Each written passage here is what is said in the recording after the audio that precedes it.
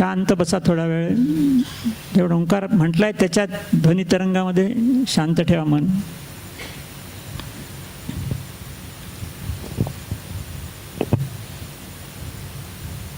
सावकाश डोळे उघडा. चांगला म्हटलं आपण सगळ्यांनी लक्षात घ्या की आपल्याला दोन्ही तंत्र लक्षात आले जात आहे, शिथिलीकरण आणि ओंकार जप.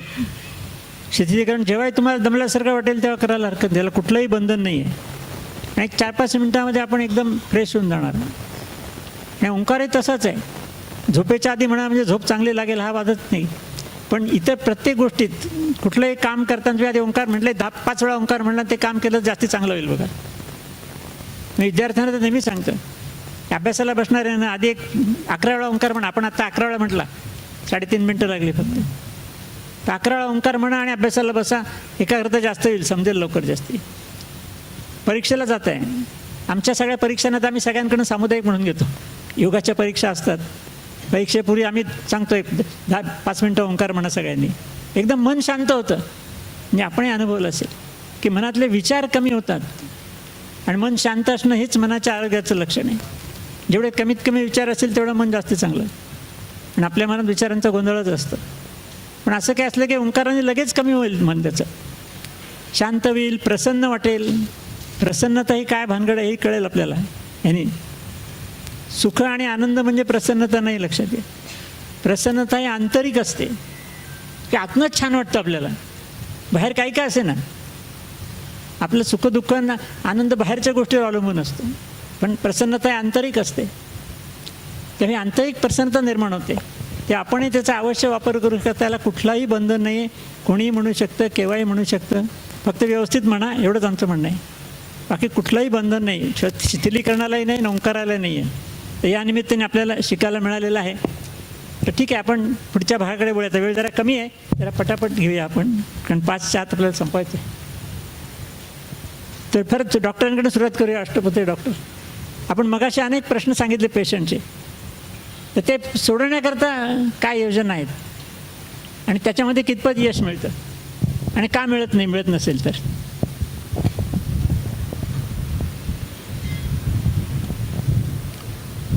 खरं तर आमचं काम जे आहे डॉक्टरांचं ते दीपस्तंभासारखं आहे. दीपस्तंभ काय सांगतो की जहाजानं जवळ येऊ नका, दुरून जा, नाहीतर कपाळमोक्ष होईल. अर्थात आमच्याकडे आल्यानंतर कपाळमोक्ष होत नाही, तो विषय वेगळा, परंतु आम्ही त्यांना मार्गदर्शन करतो हे जास्त खरं आहे.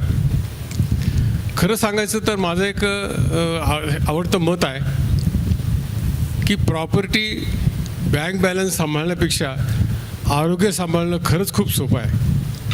काय काय करावं लागतं हो, काय काय करावं लागतं, अगदी सोपं आहे. पण हे सोपं सांगितल्यानंतर पेशंट काहीतरी घोळ करतो. मी पेशंटला सांगत असतो की घरी असताना निर्मळ पाणी प्या, गाळलेलं पाणी प्या, किंवा तुम्ही फिल्टरचं पाणी प्या. बाहेर गेल्यानंतर बिस्लरीचं पाणी प्या. तो पठ्ठा काय करतो की बाहेर पाणीपुरी खातो, पण पाणी मात्र तो बिस्लरीचं पितो. आता हा काय घोटाळा आहे सांगा, यानं काय होणार आहे. म्हणजे जे सूक्ष्म जंतू आपल्या पोटात जातात ते दूषित अन्न पाण्यामुळे जातात, हे ध्यानात घेतलं पाहिजे. मग काय काय करायला पाहिजे, अगदी सोपं तंत्र आहे. मला असं वाटतं की आपण निसर्गासोबत अधिक चांगलं राहायला शिकलो पाहिजे. सूर्य सकाळी उगवतो ना, मग तो उगवता सूर्य पाहण्यासाठी आपण सकाळी उठूया, प्रातर्विधी आटपल्यानंतर व्यायाम करूया, आंघोळ करूया, योगासनं करूया, प्राणायाम करूया. 8-8:30 वेळेला हलकी भूक लागलेली असते, नाश्ता करा किंवा फळं खा. 12:30 ते 1:30 या दरम्यान आपल्या पोटाचा जठराग्नी तापलेला असतो. आयुर्वेदवाल्यांना विचारा, जठराग्नी म्हणतात ना, हा तर जठराग्नी तापलेला असतो, त्यावेळेस अन्न घ्या. दुपारी अजिबात झोपू नका, नाही तर टी व्हीची सिरियल पाहायची आणि झोप काढायची, असं करू नये. आणि संध्याकाळी 4 वाजता 5 वाजता चहा घेत असाल हरकत नाही, पण एखादं फळ जरूर खा. आणि संध्याकाळी मात्र 7-7:30ला जेवण करायला पाहिजे. जेवणानंतर साधारण 10-10:30ला झोपलं पाहिजे. आता खूप वेळेला असं होतं की काही जणांना रात्रीच्या ड्युट्या असतात, वेळा वेगवेगळ्या असतात, त्याप्रमाणे सुद्धा डॉक्टरांना काय ॲडजस्टमेंट करता येतं हे सांगता येतं. आत्तापर्यंत 27-28 वर्षाच्या माझ्या प्रॅक्टिसमध्ये हे अनेक अशी गोष्टी उकललेल्या आहेत. त्यामुळे हे इतकं काही अवघड गोष्ट आहे असं मला काही वाटत नाही. त्यामुळे हे जर पाळायचं ठरवलं तर मला असं वाटतं हे खूप सोपं आहे. दुसरी गोष्ट, व्यसनाधीनता. व्यसन हे अत्यंत चालू आहे ना. चालेल चालेल. हां, व्यसनं अत्यंत घातक गोष्ट आहे, परंतु ती चालू आहेत. एकदा माझ्या खालच्या अंगणामध्ये एक छोटा पोरगा चोरी करून गेला. तर पोलिसांनी त्याला धरून आणलं. 12-13 वर्षाचा मुलगा होता. तो मुलगा काय करत होता की त्या काही रद्दी विकायचा चोरून, आणि त्या चोरीच्या आलेल्या पैशातून तो ते नशापाणी करायचा. 12-13 वर्षाचा मुलाला सुद्धा आज नशापाणी आहे. तुम्ही ग्रामीण इलाक्यात जा. ग्रामीण इलाक्यात गेल्यानंतर 8-9 वर्षाचा मुलगासुद्धा तंबाखू खाताना दिसतो. हे कुठंतरी थांबलं तर पाहिजे ना. कुणीतरी सगळ्या समाजातल्या लोकांना उभं तर राहिलं पाहिजे हे थांबवण्यासाठी.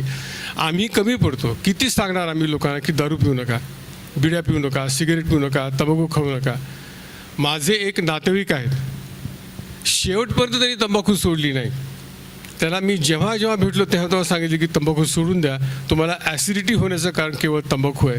पण कधीही त्या ग्रस्ताने ऐकले नाही. म्हणजे हा जो गमतीचा भाग आहे ना, मी ह्याला गंमत यासाठी म्हटलं की लोक ऐकतात, त्यांना ऐकताना बरं वाटतं. मी जेव्हा समजून सांगतो की आपल्या पोटाचा जठराग्नी कसा असतो, पित्त कसं होतं, मग आपल्या पोटाची ही लांबी किती आहे.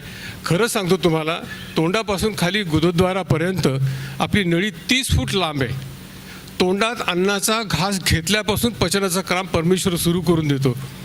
तो पचवतो तोच आहे, जिरवतो तोच आहे, त्याचं रक्त पण तोच बनवतो.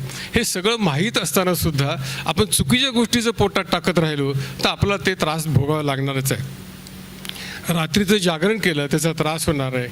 ह्या गोष्टी आपण निश्चितपणे ध्यानात घेतलं पाहिजे. मला काय वाटतं ते सांगतो की तुम्हा मंडळींना किंवा आपल्या समाजामध्ये सगळ्यांना हे माहीत आहे की नाही की आपण चुकतोय ते बरोबर नाही आहे, करतोय ते चांगलं नाही आहे. मग दुरुस्त कोणी करायचं? माणसाच्या समस्या आहेत, माणसांनी निर्माण केलेल्या आहेत, माणसांना दुरुस्त करायचे आहेत. मग आपण ते दुरुस्त करूया आणि सगळे मिळून दुरुस्त करूया. हा एक मोठा यज्ञ आहे असं मला वाटतं. त्यामुळे मला असं वाटतं की आपण छोट्या छोट्या गोष्टी करूया, ह्याच्यातून खूप सोपा मार्ग सापडेल. साधं सांगतो मी तुम्हाला की आपल्याला वाटतं की आपल्याला किडनीचा त्रास होऊ नये, मग काही गोष्टी सोडायला लागतील ना. आपल्याला कर्करोग होऊ नये, आपल्याला सोडायला लागतील ना. त्या गोष्टी ज्या चुकीच्या आहेत त्या सोडल्याशिवाय आपल्याला काही फरक पडणार नाही. त्यामुळे आमचं काम एवढंच आहे की आम्ही समाजाला किंवा येणाऱ्या पेशंटला मार्ग दाखवणं. आणि मार्ग दाखवत असताना काही वेळेला हे नक्की आहे की औषधं ही द्यावीच लागतात. औषधाचं महत्त्व काही कमी नाही आहे. त्यामुळे आयुर्वेद असो, होमिओपॅथी असो, अजून काही चिकित्सा असो, शल्यकर्म असो, ह्या सगळ्यांचं त्या ठिकाणी महत्त्व आहे. परंतु एखाद्याला जुलाब लागलेत आणि त्याला मी म्हणलो की रनिंग कर, तो रनिंग करता करता तो बिचारा वॉशरूमकडे रन करायला लागेल. त्याला कसं शक्य आहे? त्यामुळे काही गोष्टी ह्या तारतम्यानं डॉक्टरांना वापराव्या लागतात. परंतु मी माझ्या आयुष्यामध्ये जेव्हा जेव्हा पेशंटला काही आजार असेल, तो आजार बरं झाल्यानंतर त्याला मी म्हणायचो की तू असं कर, उद्या सकाळी दवाखान्यात लवकर ये 7 वाजता, मी तुला व्यायाम सांगतो, किंवा आमच्या शाखेवर ये, शाखेत तुला व्यायाम होईल. असे करून कितीतरी लोक मी शाखेच्या कामामध्ये जोडले आणि त्या संघाचंही काम करत आहेत आणि रोज व्यायामही करत आहेत. तर मला असं वाटतं की हा मार्ग इतका सोपा आणि साधा सरळ आहे की तो मार्ग अनुसरायचं जर ठरवलं तर मला वाटत नाही की कुठले आजार येतील म्हणून. धन्यवाद. धन्यवाद डॉक्टर. त्यांनी एक शब्द वापरला बघा, मार्गदर्शन. सगळ्यांना शब्द माहिती आहे, पण तो शब्द फार महत्त्वाचा आहे. त्या शब्दामध्ये अर्थ आहे मार्गदर्शन. डॉक्टरांकडे कशाला येतात? तब्येतचं आरोग्य चांगलं राहण्याकरता. म्हणजे आरोग्य चांगलं राहणं हे टार्गेट आहे. मग त्याच्याकडे जाण्याचा मार्ग ते दाखवतात. पण चालायचं काम तर पेशंटचं आहे ना. कारण मार्गदर्शन केलं त्यांनी, म्हणजे चांगलं केलं. चाललं नाही तर तुम्ही जाणार नाही, तुम्ही तिथंच थांबाल. प्रॉब्लेम तो येतो की ते मार्गदर्शनाप्रमाणे चाललं जात नाही. मार्गदर्शन व्यवस्थित होतं पण चाललं जात नाही. ठीक आहे सर, तुमच्याकडे आता विद्यार्थ्यांना सुधारण्याकरता महाविद्यालय म्हणून आपण काय करता आणि काय परिणाम काय होतात त्याचे? यामध्ये विशेषतः आपण असं लक्षात येतं की पर्सेंटेज हा सक्सेसफुल होण्याचा किंवा न होण्याचा कारण नाही आहे. बरेचसे विद्यार्थी असे आहेत की ज्यांचं पर्सेंटेज कमी असतं पण ते नंतर लाईफमध्ये सक्सेसफुल होतात.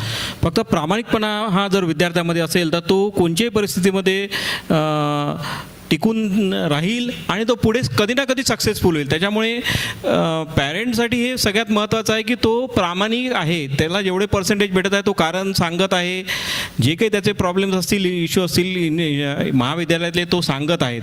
बऱ्याचदा असं लक्षात येतं की मी जसं सांगितलं की पॅरेंटला बऱ्याचशा गोष्टी माहीतच नसतात. त्याच्यामुळे सगळ्यात महत्त्वाचं म्हणजे की त्याचा जो स्क्रीन टाईम कमी करणे आणि त्याच्या मोबाईलला लॉक न ठेवणे, विद्यार्थ्यांच्या मोबाईलला लॉक न ठेवणे हे सगळ्यात आहे. तर त्याला एकच जर सांगितलं की तू लॉक ठेवू नको, तू किती वापर मोबाईल, तर आपोआप त्याचं जे स्क्रीन टाईम आहे कमी होईल.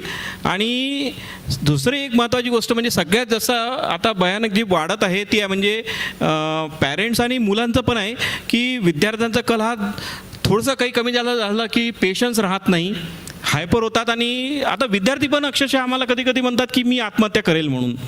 त्याला जर समजा त्याच्या मनासारखं एखादी गोष्ट झाली नाही किंवा कॉपी पकडल्या गेली किंवा माल प्रॅक्टिसेस पकडल्या गेलं, काहीतरी त्याला पनिशमेंट केली, तर लगेच तो बाहेर जाऊन सांगतो की मी आत्महत्या करेल.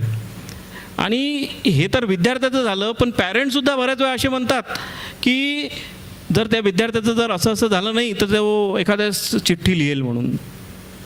तर ही जी मानसिकता आहे ही बदलायला पाहिजे. पॅरेंटनी सुद्धा काही गोष्टी या विद्यार्थ्यांच्या चुकतात आणि विद्यार्थ्यांचं पहिले त्यांनी ॲनालिसिस करून त्याच्या दृष्टीने त्याचं जर पुढील करिअर जर निवडलं तर नक्कीच बऱ्याच गोष्टी याच्यामध्ये सॉल्व्ह होऊ शकतात. धन्यवाद. आता त्यांनी स्क्रीन टाईमचा आणि मोबाईलचा उल्लेख केला आहे.